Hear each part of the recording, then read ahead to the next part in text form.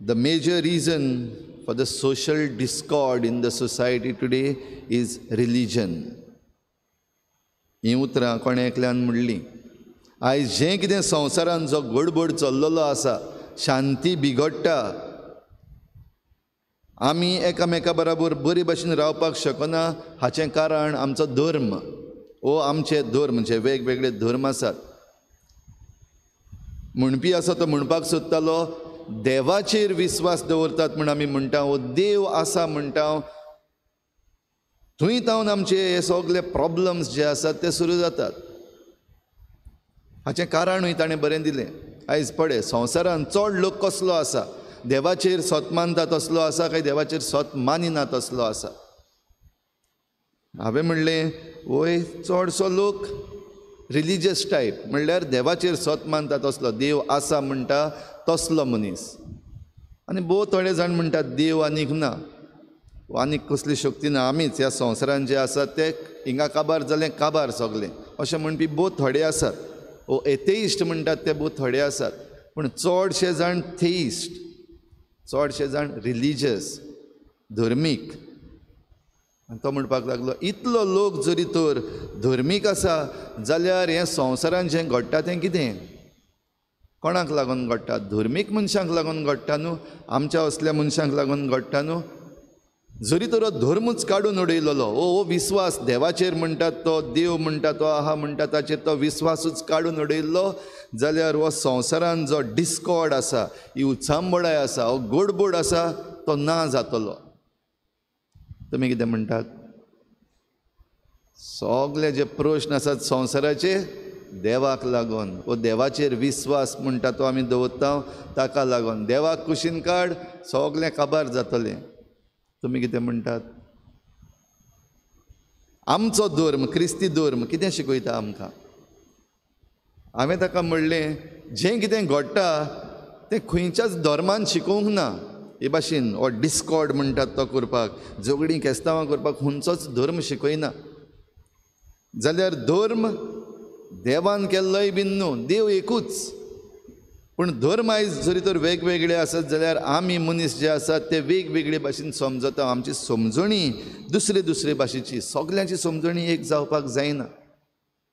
ह्या पासत आमी जेन्ना वेगवेगळी भाशेन समजता तेन्ना आयज संवसारान आयच्या काळार आनी पयलींच्या काळार एक जरी तर आमी फरक करीत जाल्यार पयलीं लोक मानून घेतालो, टॉलरेट करतालो एकामेकाक. आयज इनटॉलरन्स म्हणटा तें इतलें वाडलां की आनी कोणूय कितें सांगता जाल्यार आमच्यान तें मानून घेवंक जायना. ते भाशेन ह्या संवसारान जो डिस्कॉर्ड आसा त्या पासत जरी तर धर्म, रिलिजन इज अ कॉज जाल्यार रिलिजन काडया म्हणटा जाल्यार आमचें पॉलिटिकल सिट्युएशन आसा तोय बीन एक कॉज, पॉलिटिक्स काडून उडोवया. आयज आमची इकॉनॉमी जी आसा, आर्थीक परिस्थिती आसा ती बीन आयज एक कॉज. कित्याक ह्या दुडवांक लागून आनी इकॉनॉमी सारकी करपाक आयज जायते जाण आपणाक जाय तें करतात. कोण चड आपणाक पयशे मेळटा म्हूण आपणाच्यो कंपनी उगडीत रावता, कोण कायदे आसा ते वांकडे करून आपणाक जाय ते भशेन लोन काडटा जे आमी बँकान घातलेले आसा आमचे दुडू. कोण एकलो मनीस आपुणूच व्हरता सगळे, कोळसो हाडटा आनी कितें करता, नाका जाल्ल्यो वस्तू मुखार व्हरता, इल्लें इल्लें बेश्टें आमकांय दिल्ल्या भशेन करता, पूण आपणाचो प्रॉफीट. सो इकॉनॉमी आसा तीय काडून उडोवया.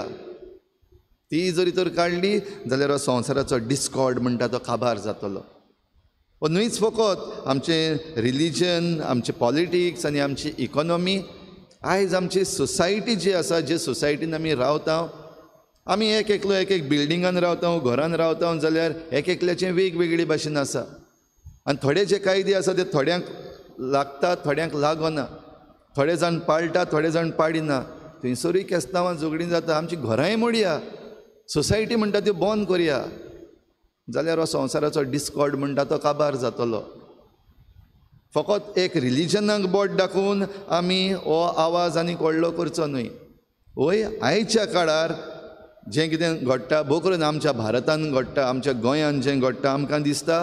कित्याक जे पॉलिटिशियन आसात ते आयज धर्माच्यो वस्तू उलयतात. जे कोण समाजान आडगां करतात, समाजान सगळो दुस्पट करतात, ते आयज रिलीजन उलयतात. आनी त्या पासत आयज एक कारण करून दाखयल्लें आसा की religion is the cause of this discord. भाव भयणीनो, देव आसा आनी देव एकूच, तो बदलचो ना, तो आमच्यान कोणाच्यान बदलूंक जायना. फरक इतलोच की आमी आमच्याच देवाक ओळखना, ओळख आमकां सारकी ना. आनी हाच्या पयल्या वाचपान आमी आयकता भाग्यून पावलू जेन्ना एका जाग्यार तावन दुसऱ्या जाग्यार जेजूक परगटूंक भोंवतालो, आथेनान पावलो, ग्रीस. आनी ग्रीस म्हणटा ते ग्रीक जो लोक आसा ते बरे शाणे म्हणून समजतात, बरें विजडम म्हणटा ते ग्रीक विजडम. आनी वेगवेगळे देव म्हणलेले जे आसात ते वेगवेगळे देव न्हय, पूण देवाच्यो वेगवेगळ्यो शक्त्यो आसात त्यो तांणी एक डेटी करून दवरलेली आसा. गडगडाचो देव, उज्याचो देव, पावसाचो देव, शक्तीचो देव. आमच्या भारतीय संस्कृतायेनी आसा, आमच्या हिंदू भाव भयणां मदें आसा. लक्ष्मी आसा, सरस्वती आसा, दुर्गा आसा, ते देव न्हय, पूण देवाच्यो वेगवेगळ्यो शक्त्यो एक देवीन भितर घातलेल्यो आसात. सरस्वती म्हणटा ती शिक्षणाची, बुद्धीची. लक्ष्मी म्हणटा ती इकॉनॉमी, दुडवांची. दुर्गा म्हणटा ती घोटायेची. हे भाशेन वेगवेगळे आनीकूय देवी आसात. जाल्यार भाग्यून पावलो म्हणटा वेगवेगळे भाशेचे देव तुमचे आसात. ओ देव, आल्तार जे आसात देवाक केल्ले आसात, तातूंत एक म्हाका मेळ्ळो वळखो नासलेल्या देवाक. म्हणल्यार चडसो देव वळखो नासलेलो देव जाला. आमी वळखना देवाक. आनी हो देव हांव तुमकां दिवंक आयलां. वळखना म्हणटा तो देव स्वर्ग आनी संवसार जो रचला, आमकां सगल्यांक रचला, तो एकूच देव तो, आनी ताका आमी वळखना. आनी आमी आमच्यो ह्यो वेगवेगळ्यो वस्तू, आमी केल्ले धर्म, आमी केल्ल्यो सोसायटी, आमी केल्ले पॉलिटिक्स, आमी केल्ली इकॉनॉमी, हें घेवन आमी एके भाशेन देवाकूच खावन उडयल्लो आसा. देखून हो देव हांव तुमकां शिकयतां. आनी हें सगलो डिस्कॉर्ड जो आमी केल्लो आसा, हो गडबड आमी केल्लो आसा, तो जाग्यार घालपाक खुद देव आपूण आमचे पासत मनीस जावन आयला, आनी तो जेजू क्रिस्त. जाल्यार भाव भयणीनो, भाग्यून पावलू जो देव शिकयता, हो देव दाखयता, तो जेजू क्रिस्त जो देव मनीस जालो, आमचे मदें जियेलो. आनी आमच्यो ह्यो सगल्यो वस्तू ह्योच धर्माच्यो, आमच्यो राजकीय, आमची आर्थीक परिस्थिती, आमच्यो सोसायटीज आनी हेर दुसऱ्यो वस्तू आसात, तातूंत भितर आपूण जियेलो, आमचे गरीबसाणीन आपूण जियेलो. आनी हे भाशेन देव मनशा मदें येवन जियेला आनी आमचें मनीसपण ताणें वयर काडलां. हो देव जेजू क्रिस्त. जाल्यार हो देव सगल्यांक पावपाक जाय. समजूंक सोंपें काय? समजूंक सोंपें न्हय. कित्याक मन घुस्पावपी जायते आसात, वेगळे तरेन सांगपी जायते आसात, केस्तांवां करपी जायते आसात, उजो लावपी जायते आसात. जाल्यार असल्या वेळार कोणाचें आयकपाचें, कोणाचें ना आयकपाचें, खंय उचांबडाय करपाची आनी खंय शांतताय करपाची, गडबड जाता तेन्ना कितें करपाचें, कोण शिकयतलो? जरी तर आमी आमच्याच मनाचेर, आमच्याच काळजांचेर आनी आमचे पदवेचेर धरून रावलीं जाल्यार दुबाव विरीत भाव भयणीनो, हो संवसार will be full of discord. हो गडबड चालूच आसतलो. पूण ज्या वेळार आमी आमचें मन, आमचें काळीज, स्वताचो आत्मो आसा ताका उगडटा, हें सगलें शांत जावपाक शकता. जशें शुभ वर्तमानान जेजून सांगलां, हांव तुमकां पाठयतां तो शारुती तुमकां हें सगलें करतलो. जो कोण ताचें आयकता तांचें सगलें घडटलें. तो पळयतलो सोत, तो दाखयतलो वाट, तो दाखयतलो कशे भाशेन समजूंक जाय तें सगलें दिलां तें. तर भाव भयणीनो, ही कृपा आयज आमकां मागुया. हे पवित्र मिसाचे भेटीन, हे पवित्र आत्म्याचें देणें आमकां सगल्यांक, हे मिसाचे भेटीन भाग घेतल्यांक.